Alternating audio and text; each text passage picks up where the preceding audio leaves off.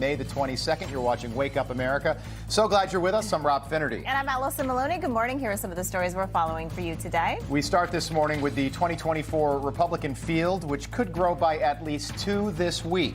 South Carolina Senator Tim Scott is set to announce his candidacy later today. We'll have a live report from Charleston, South Carolina, coming up. Meanwhile, Florida Governor Ron DeSantis addressed the National Religious Broadcasters Convention and could make an announcement about 2024 before the end of the week. And finally, former New Jersey Governor Chris Christie is expected to make it official before the end of May. The president is back in Washington after the G7 wrapped up in Japan. President Biden spoke with House Speaker Kevin McCarthy by phone yesterday. The two sides are scheduled to meet again face-to-face at the White House today to try and work out a deal over the debt ceiling. That is a story we are following closely. For more on that and Biden's trip to Japan amid the looming danger of a default on America's debt, let's welcome in Chief White House Correspondent James Rosen with us. James, good morning. Good to see you on this Monday.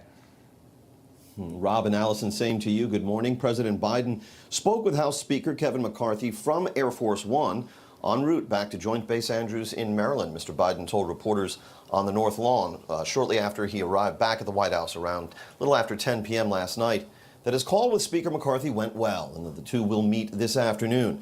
Earlier, in a summit-ending news conference in Hiroshima, the president said he had done his part in the debt ceiling and budget talks before he then accused, quote, MAGA Republicans of sabotaging the negotiations as a means of preventing him from being reelected. At first, we weren't making progress. Then we made a lot of progress. And then all of a sudden, they came back with a proposal that was very cut back from where they had agreed or discussed. And now I don't know where we gave a counter proposal to the counter again. I know this sounds ridiculous, but that's what we did. And I'm waiting to hear the response to what we have offered. Speaker McCarthy briefed reporters at the Capitol late last night after that phone call with the president, which the speaker called, quote, productive. What I'm looking at are where our differences are and how could we solve those. And I felt that part was productive. But look, there's no agreement. We're still apart. The agreement would be, let's get our teams back together so everybody clearly understands what we're talking about, what they're talking about. Let them brief up the president, let him get some sleep, and then he wanted to get together personally tomorrow, and I agreed to that. We'd do that tomorrow afternoon sometime. When she was asked over the weekend what the odds are that the U.S. could make it until June 15th without defaulting on its debts, Treasury Secretary Janet Yellen told NBC News, quote, quite low.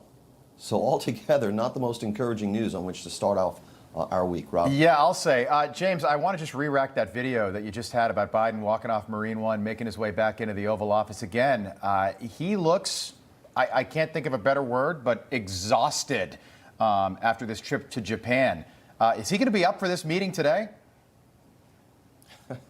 Well, it will be in the afternoon, and Speaker McCarthy himself said that he wanted to give the president some time to sleep. You could see there was even a brief stumble right here as well in this video, right there, just a bit of an adjustment in the walking. What is he looking at? Nothing as scary as what we saw in Hiroshima over the weekend. Yeah, he forgot well, he called the Prime Minister of Japan president, and he forgot the name of the South Korean president. He got that name wrong during his early morning our time press conference yesterday. James Rosen, thanks for the update. Appreciate it. You bet. All right.